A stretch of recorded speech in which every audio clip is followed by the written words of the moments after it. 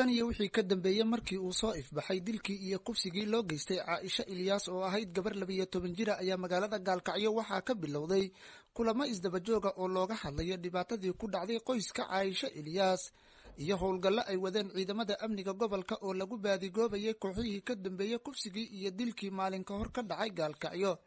waxaana laamaha amniga gobolka ay sheegeen inay wadaan baaritaano isla markaana gacanta lagu hayo tuhmanayaal loo haysta falkii Caaisha lana helay gaarigii lagu afduubay Caaisha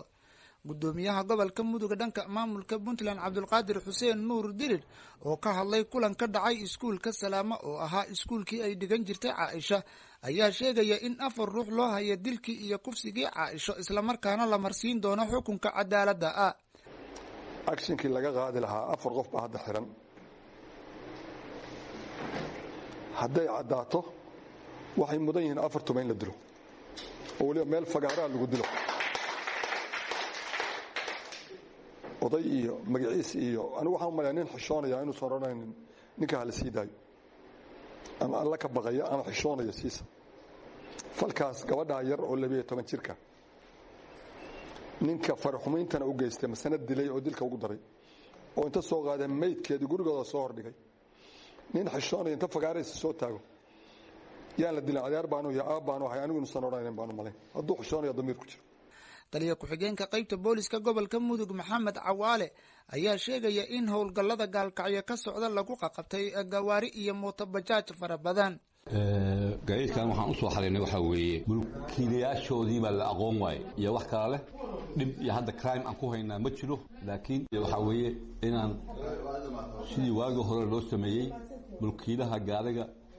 inuu damiin ka yahay ninka darawalka uu ah oo haddii hadhowto la qabto damiinka aan heli karno horta saasaa loo soo xareeyay laakiin crime aan ku hayno iyo dib hadda aan ku haynaa ma jiraan dhibaatooyinka dhacdana waxaa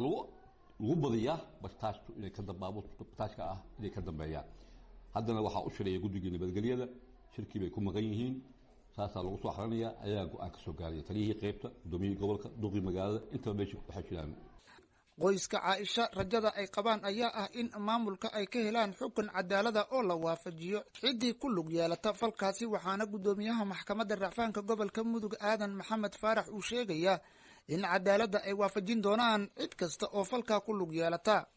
waxaan rabaa inaan xuso maadaama gobolka hadda ay ka jirto dhibaatooyin fara badan oo xagga macnaha amniga qoseeya inaan macnaha waxa weeye wax yar aan ka taabto dhacdooyinka hadda ugu dambeeyay marka koobaad dhacdadii hadda xanuunka lahayd oo waxa weeye dhibta badnay oo ka dhacday gobolkan aad iyo aad baan waxa weeye uga tacsiyeynaya oo garsoorka uga tacsiyeynaya dhacdo fool xun oo aad u xun bay ahayd xanuun kulul oo aad iyo aad u dhib badan oo Soomaaliya iyo Puntland iyo khaas ahaan gobolka Mudug intaba maartay fool xumo iyo dhaawac ku ah cidii waxa weeye insha Allah falkaas lagu qabto ama maartay wax weeyaan lagu soo cadeeyo lagu keenana insha Allah waxaan rajaynaynaa in maartay tilaabada sharciga in laga qaadi doono ilaahayna waxaan ka rajaynaynaa in maartay dadkaas dhaalimiinta oo sameeyay falkaas in ilaahay soo qabtaan rajaynaynaa laamaha amniga iyo cidii waxa weeye ku hawlan oo baaritaanka ku jirtana waxaan ku dhiirigelinaynaa dadkaas inay macnaha wax weeyaan sharciga hor keenaan si waxa weeye tilaabada ay ku haboon looga qaado Caasha Geela Diiriya oo kamid ah u dhaqdhaqaaqayaasha xuquuqda haweenka gobolka Mudug ayaa ka waramaysa dhibaatada kufsi ee gobolka ka jirta xilligan gabdhaha hadda waxa la leeyahay waa maqan yihiin kuwa inta muxuu ahaa la farxumeeyo waxa la yiraahdaa haddaa sheegtaan oo afkiina kala qaadaan waa dhimanaysaa oo iska aamusa qaar baa reerahooda inta loo hanjibaa waxa la yiraahdaa haddii aad muxuu ahaa gabadha sheegtaan idinka u maqan qaar baa waxa is yiraahdaan arma gabadhaas mustaqbalkeedu bari madmadow galaayo la yiraahdaa waa tii la kufsaday oo iskala aamusa gudoomiyaha gobolka ayaa maamulka Puntland ka dalbanaya in gacan bira lagu qabto amniga gobolka Mudug dhanka Puntland oo mudooyinkan ay ka dhacayeen falal liddi ku ah amniga arintan gobolkan in lagu dhaqo xeer gaar ah xeer gaar oo nabadiisa lagu sugayo iyadoo iska kaashanayo dawlad iyo shacab iyadoo la iska kaashanayo in xeer gaar lagu dhaqo in waxyaalaha facilitationka oo sida gaadiidka ama shidaal ama dhaqaale mushaar askari aan mushaar la siin lama amri karo runway askari aan joogtada wax u siinaynin lama amri karo waxaan ka dawladda ka codsanayna oo madaxweynaha ka codsanayna oo u soo jeedinayna oon hortiinna codsiga uga jeedinaya laamaha amniga iyo waxa gobolka mudug magaalada gaalkacyo in gacan bira lagu qabto oo nabadgelyadiisa ahaan jirtay lagu soo cesho oo aan maalan ciidan Puntland waxay awood leedahay aan lagala harin si loo xasiliyo waxa la leeyahay wiilasha yaryaraha inuu dhalnay waa laga cabanayo wiilasha waxa la rabaa in loo baneeyo xabsiyada hadeer ay idin sheegaya boosaasana waa la hadalnay qarrana waa la hadalnay garowana waa la hadalnay 674 iyaalaanu keenaynaa baanu oo la iskaraysan oo loo gudbinayo xabsiyadaas haddii alla idmo cabdiweli maxamed cigaal waa maamulaha iskuulka salaama oo ay dhigan jirtay caaisho waxa uu ka warramayaa in iskuullada gaalkacyo dhammaan loo fasaxay dhibaatadii ku dhacday caaisha waxa uu sidoo kale dhaliilayaa laamaha cadaaladda gobolka odayaasha dhaqanka iyo amniga gobolka mudug waxaad dareemaysaan waxa loo fasaxay arday xiisad dhigan jiray oo time lahaa oo manhaj ku socdo oo waliba xilligii ugu dambeeyay jooga inaysan arrin sahlan ahayn waxyaabo yaryar oo kale magaalada ka dhaca uma fasaxno laakiin dhimashada caasho iskuuladii magaalada oo dhan baan u fasaxnay caasho waxay ahayd arday yar iskuulka salaamay koowaad ka bilowday maantana galaaska lixaad bay dhiganaysa 6 sano ba salaamay dhiganaysa maalina lama ceyrin oo waaridkeed looma dirin ardayga la ceyriyo waa taqaanaa waa arday akhlaaq xun ardayad ku fiican ardaynimadeeda mustaqbal leh rajo wanaagsan rajaynaysa ka adag waxbarashadeedii ku asluubaysan bay ahayd waxa la rabaa marka magaaladan aqligan magaalo kuma ahaan kadho meel lagu sii deganaan karana sidoo ma noqon kadho dadka degan waxa laga rabaa in la isuga guuro meeshaan meel kale la aado kulli anu hadda ma garanayo maamul aan oranayo maamul baa ka qabanaya waan naqaanaa maamulka iyaga awoodiisana waan ognaa sharciyadiisa iyo sida maxkamadihiisa iyo wixiisana waan naqaanaa dhaqanka iyaga iyo odayaasheeda iyo qabiilka iyaga iyo say u dhaqmaana waan naqaanaa labada midna rajo kama qabno mana sugayno ismalihin waxba maanta laga qabanaya cabdiwaaxid macalin isaaq VOA gaalkacyo shixun waliba aan u cambaareeyo arrinkii dhacdadii foosha xumay gabadheedii waa gabadhaydii waa gabadhaadii idaylkeen waa gabadheennii gabadhii da'da yareedii aan qaangaarin caaisha allaha u naxariistee ficilkii ama falkii waxshinimada ahaa ee ay kula kaceen mujrimiinta ay kula kaceen gabadhaa waxaa loo geystay dil keliya ma ahayn bal gabadhaa dulmi fara badan baa runtii lagu sameeyey gabadh da'yar oo aad dhale oo aad dhashay dhexdeenna in sidaa lagu yeelo waa ayaan darro kale weeyaan marka falka loo geystay waa sino waa dil waa argagixis waa maaragtay deeyadii oo jirkeedii lagu ciyaaray dii laga saaray la dooxay wax walbo xun baa loo geystay falka waa fal ilaahay ka caroon bal wallaahi waa fal samado iyo dhulku ay la hooyaan waa fal samadu ay la dildillaacdo waa fal haddaynan si dhaqsale arrinka u xallinin mujrimiinta qabiil ma lehe aan la soo wada qaban dhan looga wada jaysanin wallaahi waa fal ilaahay inagu cadaabayo waa fal amnigeeni aynu ku waayeyno ilaahay baa dhahaya subxaanah aladiina aamanuu walam yalbisuu iimaanahum bidulmin ulaa'ika lahum lamnu wahum muhtaduun kuwa allihii nebi rumeeyey iimaan urkooda ilaahay geliyey laakiin iimaankooda falkooda dhaqankooda dulmi ka fogeeyey kuwa dulmiga iska dheereeyey kuwaas ayaa waxa oo dulmiga fogeeyey oo daalimkiina qabtay madluumkiina u gargaaray kuwa ayaa ilaahay wuxuu siinayaa amni iyo amaan ayuu siinayaa laakiin haddii qabiil uu yeesho qabiil hadduu yeesho waxaan hubaa qabiilka ilaahay inuu idaylkood wallaahi uu maaragtay amniga ka qaadayo bal inay mujrimiin wada noqonayaan bal inuu ilaahay cadaabayo haddii ninkaa ama dhalinyarada haddii lagu garab istaago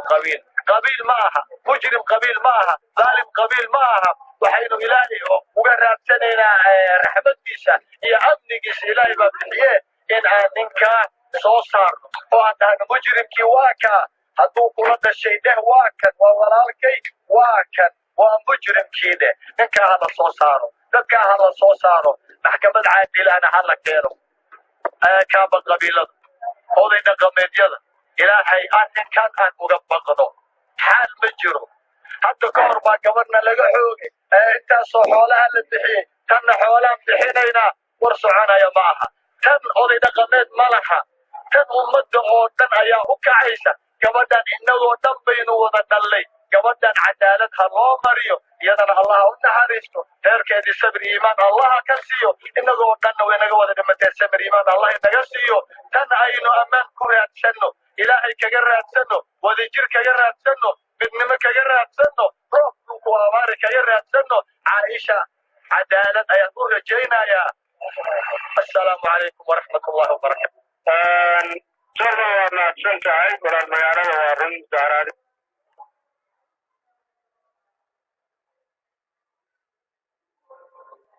anigoo magacayga maxamed suldaan maxamed khamiis la yidhaahdo aad baan aaga xumahay waan cambaaraynayaa mid diinta islaamkana ku fiican maaha waxaan ka codsanaynaa dadka yacni halkaa ku sugan oo islaamka inay wax ka qabtaan falkaas gabadha yar ku dhacay aad baan uga xumahay ummadda soomaaliyeed dhammaanna waa ka xun tahay si aad iyo aad ayaan u jirixawsanaynaa qof walba oo muwaadin oo soomaaliyeedna ah gabar waa la dhalatay waana dhalshay waana dhalay gabadhaha soomaaliyeedna kuwaasay la mid yihiin nin walba sidii gabadha la dhalatay amase walaashiis ama ehelkiis ugu xanuunsan lahay ayaa la rabaa gabdhaha soomaaliyeed inuu badbaadiyo gabadhaa yarna waxaan doonayaa in xaqeeda loo soo saaro ilaahay ha ka soo ifiyo calaamo dadka meesha mas-uulka ka ahna waxaan ka codsanaynaa inay damiir iyo dhiig isku yeelaan oo ilaahay ka cabsadaan caar bay leeyihiin oo ilmahaa yar loo gurmado oo reerka masiibada ku dhacday garab la siiyo ma aha inay meelaha laga yidhahdo waan cambaaraynaynaa waa in wixii laga falceliyaa oo ilaahay laga cabsadaa oo waa la dhintay oo gabdhi yaraa ma noola gaalkacyo ammaanxumadii ka jirtay iyo dadkii la baabiinay haddan hadday ku darsantay in carruurihii sidaa loo galo waxa weeye meeshaasi deegaan kama jiro waxaan ka codsanaynaa waxa maamulada isku sheegaya meesha degan inay ilaahay ka cabsadaan oo dadka mas-uuliyadda ay u hayaan ay gabadhaa yar ay ka soo saaraan xaqeeda ilaahayna waxaan ka bari haddaan islaamna oo ilaahay agtiisa wax noo yaalla inuu ilaahay calaamad degdega waxaa gabadha yar 12 jirka ku sameeyo inuu ilaahay ka soo ifiyo baan ilaahay weydiisanaya rabbi subxaana wa tacaala ahaantii falka ka dhacay maalinta shalaheed magaalada gaalkacyo wallaahi waxay ahayd wax aad loogu xumaado dhan bini aadanimo iyo dhan kaleba runtii annagu waxaan ku tilmaami karnaa waxaa sameeyey beerlaawayaala oo aan marnaba ka naxayn dumarka iyo dadkan loo yaqaano dulmageedada oo ciyaalka iyo dumarka loo yaqaano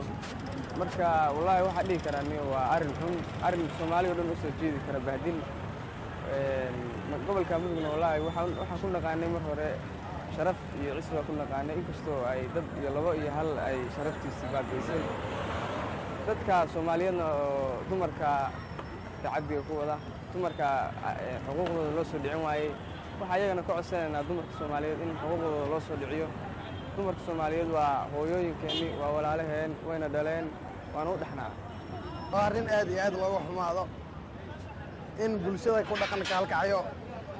falkaas dadkii sameeyey ay ku dhex jiraan haddana waxba laga qaban oo la leeyahay maalin kasta